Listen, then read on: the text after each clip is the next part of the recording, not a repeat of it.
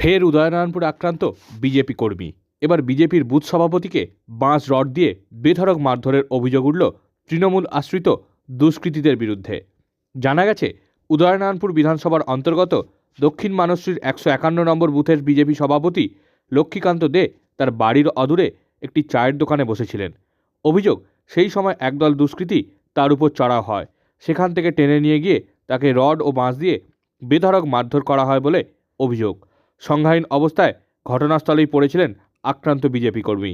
তারপর তাকে উদ্ধার করে উলুবেড়িয়ার শরৎচন্দ্র মেডিকেল কলেজে আনা হয়। লক্ষ্মীকান্তের দাবি, তিনি দীর্ঘদিন ধরে বিজেপি করেন, তাই সোমবার রাতে তাকে একা পেয়ে তার উপর চড়াও হয় তৃণমূল আশ্রিত দুষ্কৃতীরা। আক্রান্ত বিজেপি বুথ সভাপতিকে দেখতে উলুবেড়িয়া শরৎচন্দ্র মেডিকেল কলেজে আসেন হাওড়া গ্রামীণ জেলা বিজেপির সভাপতি অরুণ উদয় পাল চৌধুরী। যদিও এই ঘটনার সঙ্গে তৃণমূল কংগ্রেসের কোনো যোগ নেই বলে জানান স্থানীয় বিধায়ক তথা হাওড়া গ্রামীণ জেলা তৃণমূল কংগ্রেসের চেয়ারম্যান সমীর কুমার পাঁজা। আমি কাজ থেকে এসে দোকানের কাছে যাই, যেতে আমাকে 2-1 কোয়েশ্চেন করতে করতে লোক জড়ো হয়ে যায়। প্রায় 25-30 জন জড়ো হয়ে আমাকে ঘেরাও করে রড, বাঁশ, শাবল দিয়ে আমাকে মারে। কেন মারলো তোমাকে? এই রাজনীতির কারণে আমরা বিজেপি করেছি, এই কারণে আমাদের অন্যায় হয়েছে, সেই জন্যই আমাদেরকে মেরেছে।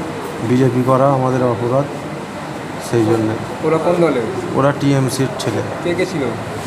সুব্রত পোড়েল, শিশির পোড়েল, প্রশান্ত পোড়েল, সৌরভ পোড়েল, সৌম্য মাল, আরও অনেকে ছিল।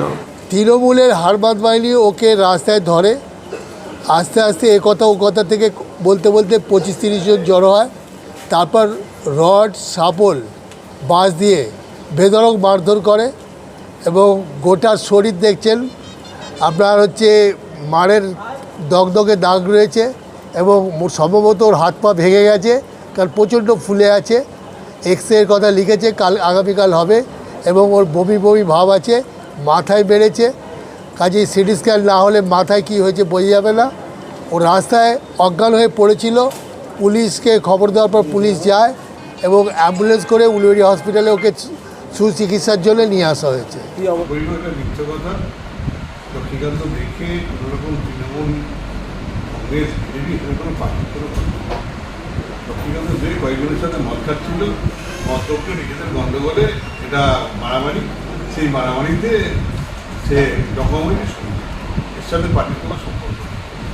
তারপর পোস্টপোন ভাইরালসির জন্য সেন্ট্রাল কোর্টটা এখন রেখে দিই, রাজনৈতিক গল্প প্রচারের আগে আসার জন্য এইসব